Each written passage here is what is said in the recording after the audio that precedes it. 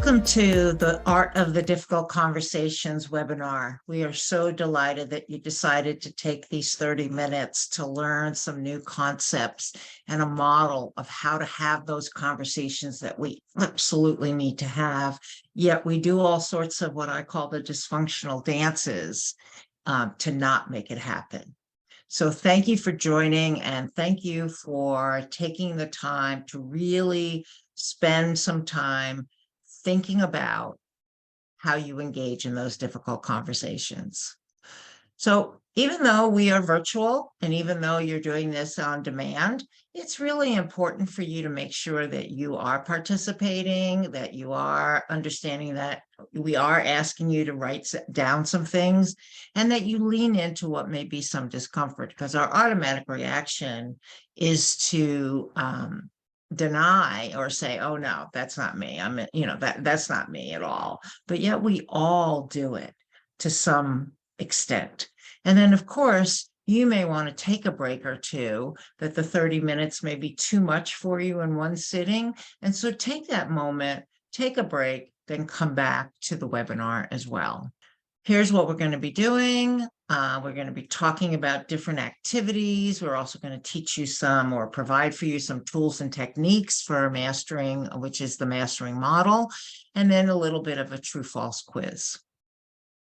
The whole purpose and the objective of this particular webinar is to help you understand more about yourself and understand how you get into trouble when you're really needing to have those difficult conversations, exploring some new ways, some new tips and techniques, and to learn something new that you could apply. I believe that we all have a tool belt, and in that tool belt, we have some tools that we haven't used in a while, so they need to be polished, or we have some tools that are totally dysfunctional that we need to toss, and that makes room for some new ones. So our hope for you, our wish for you, is that you're either tossing, polishing, or adding something that's going to help you be more exceptional in terms of having those conversations. And then this whole part about role play, that's really up to you, since this is a short webinar, but to be able to get together with somebody and say, hey, can we role play this situation so that I make sure that I'm delivering it in the way that I want to? And that will create, hopefully, a brand new way for you to be able to have those conversations. So let me ask you, first of all, is this you? Have so many things going on at the same time, and that you are juggling, and feel like, oh, I'll get to that conversation later. I don't need to worry about it now. Well, unfortunately, you can pay now or pay later. And it's always more expensive when you pay later, because it's building up and building up and building up. So let's do this exercise. The exercise is, I want you to think about, this is a reflection moment. What type of communication drives you crazy? Just take a moment for that.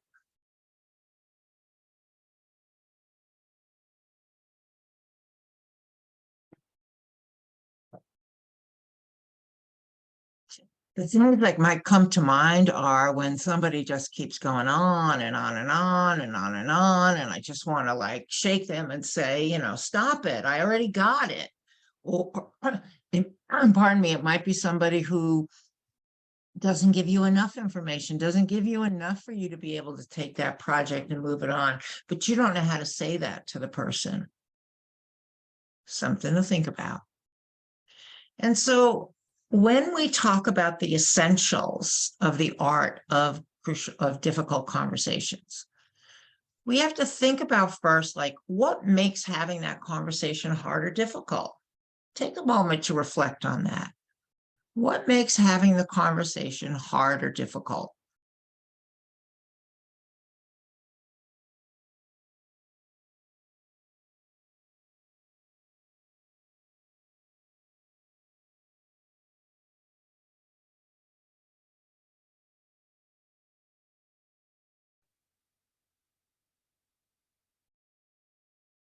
Something that you might have written down is, I don't want to hurt that person's feelings. I don't know how to say it without having a lot of emotion and being so angry with that person.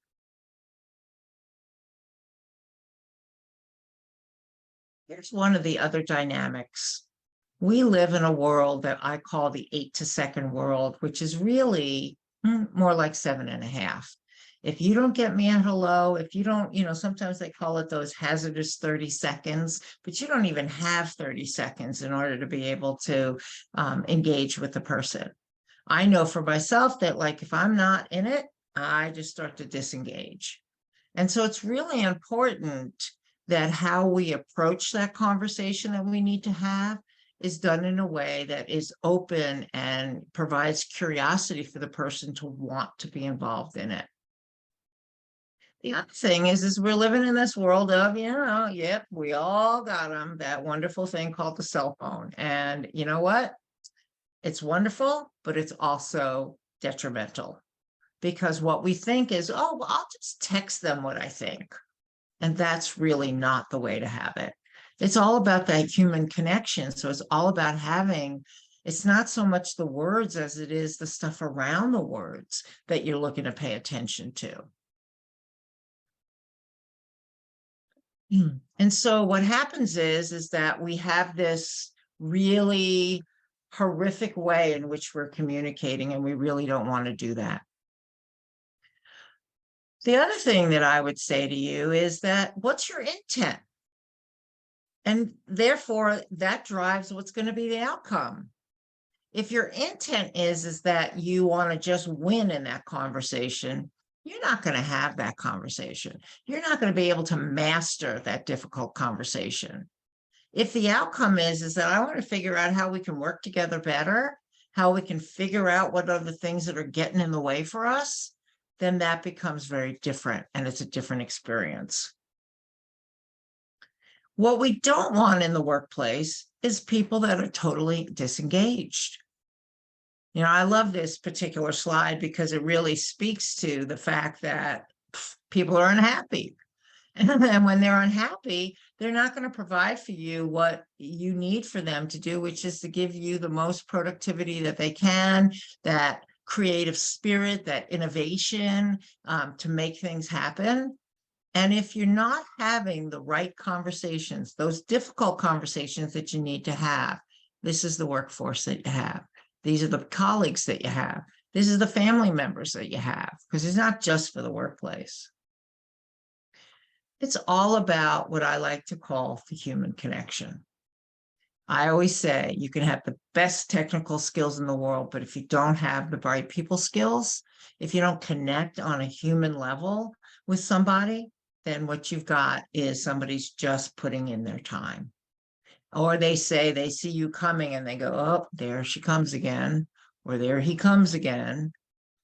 And it just continues to spiral. So in 2021, well, actually 2020, I thought to myself, there is a model. There's lots of models out there, but we call this one the APLS group model, which really speaks to 4 things that create what we call the 5th thing, which is dialogue. So I just wanted for you to listen to this, which is intent, assumptions, delivery, and also listening equals dialogue. Let's tap into this a little bit deeper. When we talk about intent, as I did before with that puzzle slide where it says what's your intent and what's your outcome, is you really need to think about what is it that you really, really want? What do you want that outcome to be? What do you want that end of the road vision to be? And how invested are you to make it happen? Like, if you just go through the motions, the other person's going to know that. And they're going to say, oh, somebody told them to talk. And that's it. As opposed to, I really care about what's going on between us, or whether this work is getting done or not getting done, or our relationship is being severed in some way. So I really have to have that care mentality and not that I want to win mentality. The other way that I like to look at it is, am I in my head or am I in my heart? And I know for me, it's my heart that drives my head. And that I have learned so much through the years and continue, I'm a lifelong learner, continue to understand that I really have to get clear on my purpose. I really have to get clear on what my intent is. And then based on that, allows me to be invested, allows me to care, and allows me to work both with my heart and my head as well. So that's intent. The second one is all about assumptions. You know, we are amazing storytellers. We really are. We have all these stories in our head about why somebody's doing something or not doing something, or why they're behaving in the way that they're behaving. And so there's a story that I have in my head. And that story is that this is why. I don't need to ask any questions. I already know what the answer is. And so what happens is that that story keeps repeating itself. And what happens as well is that I start to have these assumptions that I bring to the conversation. Like, I already know that that's why. And no matter what that person's going to say to me, I already know the answer. And if we're not open to hearing what the other person says when we look to engage in a difficult conversation, then we're doing what I call the dump and run, which is not effective at all. Things to think about is like, what's your body telling you? Are you tense? Do you have a backache? Do your shoulders hurt? Is your stomach not working right? Because you haven't had that conversation that you need to have. So what are those physical and emotional threats? Am I numb or am I too emotional? What we know is that if I'm emotional, if you're emotional, if I'm emotional, you're not really having that difficult conversation in the way that you need to be having it. And if I'm numb, then my ability to care is minimal. So that's about assumptions. The third in the series is about delivery. And delivery really is the most critical step. Because the first two are really what I'm thinking inside my head and getting myself together to have the conversation. It's the most critical because it's the thing that has the most impact. As the second bullet says, it's never what you say, it's how you say it. And of course, that's Maya Angelou's wonderful quote. And that the words, if you've ever done presentation skills, you know that the words, although important, are only 7% of the equation. Your tone of voice or the way your voice projects, the articulation, all those different things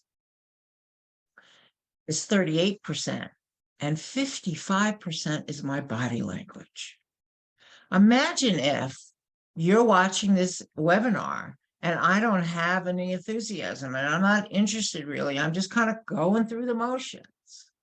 Then you're going to see me slumping over, you're going to see me going like this, then I don't care. Curiosity is really important because it gives you the courage to say what you need to say with facts and to inquire, as opposed to coming in with those assumptions that I already have. Now, the other thing that is so critical is what we call listening. There is a reason why we have 2 ears and 1 mouth. We're supposed to listen more than we talk. And I have to say that for extroverts just like myself, that's very challenging. Because if you think about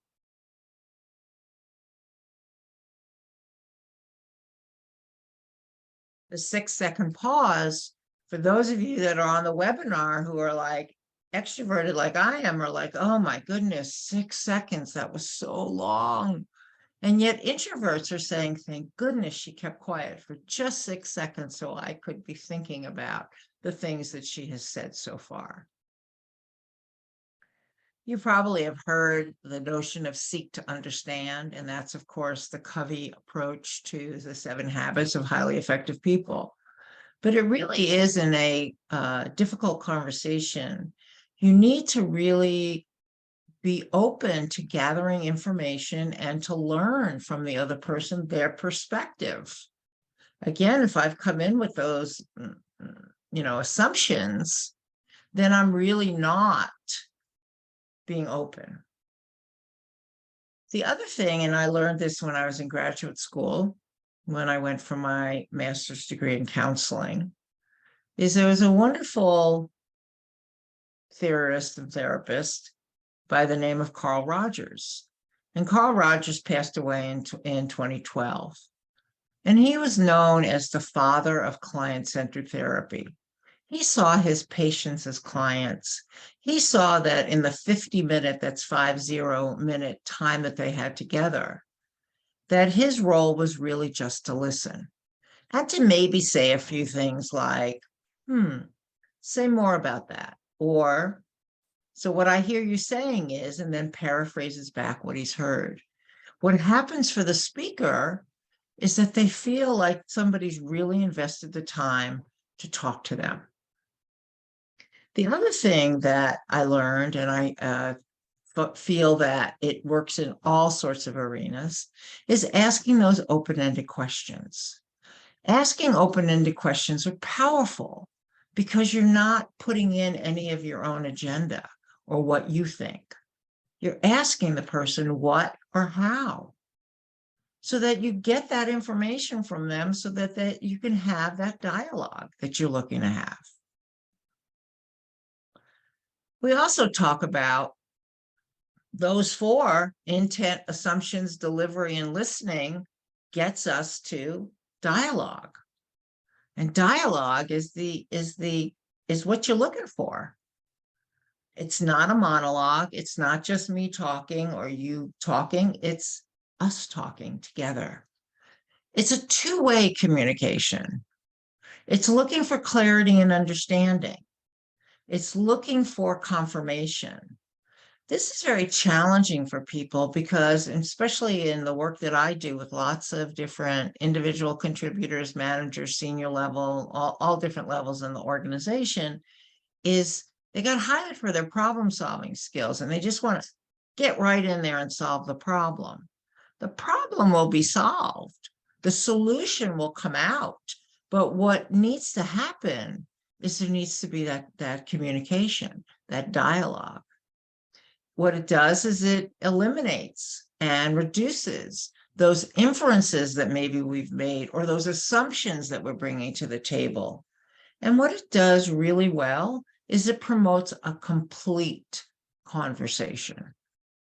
And that it's when people walk out, that they have a better understanding. And then they can create some type of action plan about how they're going to behave differently, or how they're going to work together differently, or how they're going to meet the deliverables that they need to meet. So that's the model. And just as a reminder, just a couple of points here, that the presenter formula is the 7 plus 93. So it's 7 plus 38 plus 55 equals 100%. It's also that when we think about communication, there's verbal and there's also nonverbal. And when you'll notice on the list here that how you articulate your message is extremely important. And of course, you see the mask there, which is, of course, created even more challenges when we've had to use it for conversation. The inflection in my voice, am I like this? Am I in a monotone type of way? Or am I having energy that's saying, hey, let's talk about this? So pace and pitch and tone are all really important. So I live here in North Carolina, in the Raleigh, North Carolina area here in the States. And what I learned, moved here about 28 years ago, is that having come from New York, yes, I do have that New York accent, that my pace, my pitch, my tone was too fast. I live in the South of the United States. And so I've learned how to pace myself differently. Also, volume. If I talk too loud, then it may sound like I'm screaming, as opposed to talking in a way in which you can engage in the conversation with me. And then, of course, word choice.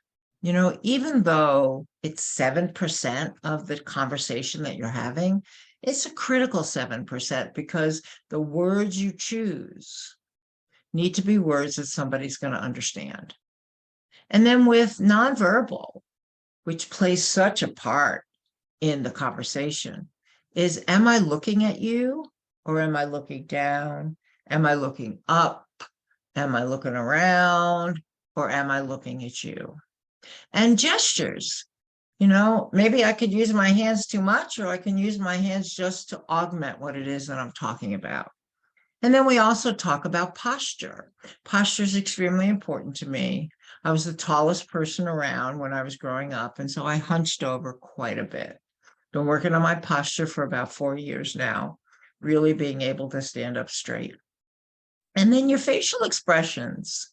Your facial expressions tell the story. They really do, whether you're an extrovert or an introvert. So making sure that my facial expressions support what it is that I'm talking about. And then space. Sometimes we think of space as, somewhere in outer space. But really, when you're engaging in a conversation of a difficult conversation, you want to give people space, not only physically space, but also in terms of space to digest and to be able to come back and be able to talk about it a little bit more. A couple more things is I just want to talk to you for a moment about feedback. Feedback is a gift. Somebody takes the time to tell you what they think, good, bad, or indifferent. But yet we use feedback in a way that just, I'm going to tell you what you're not doing right.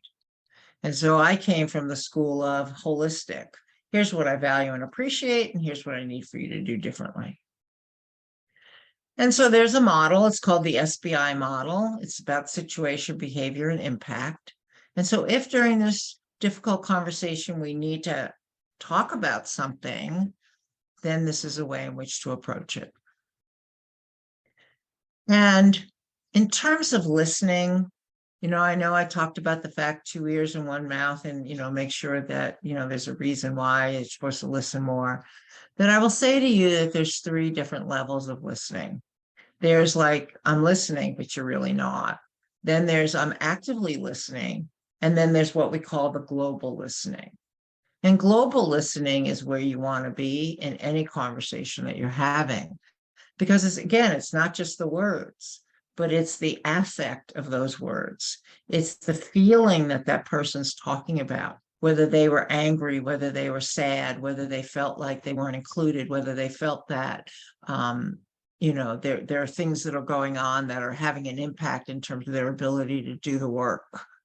So global listening is that I'm paying attention. You're the only person that's important to me. And then I'm not wondering and worrying about other things that are going on. And just to get us into the end here, which is, I always call it the true false quiz, which is having the right conversation begins with intent. Is that true or false? What do you think? You're right. It's true. Here's another one. It's okay to cut somebody off before they finish their sentence. True or false? You're right. It's false. Here's another one. The words portion in the delivery of the message account for 10% of the messaging. Is that true or is that false? False is right.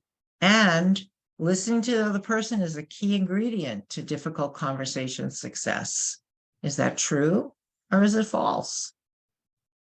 Absolutely true. And, what might be next time is learning about conflict and role playing next week. You never know, because the situation that you might be part of might be one that includes some conflict that's going on. So thank you so much for being with me during this webinar. And these are ways that you can stay connected. There's a QR code that you can link to our link tree. And just hopeful that you've been able to either polish, toss, or add something that'll help you become more effective in your communications with others. Thanks so much. Have a wonderful rest of the day and week. and look forward to seeing you again in the future. Bye for now.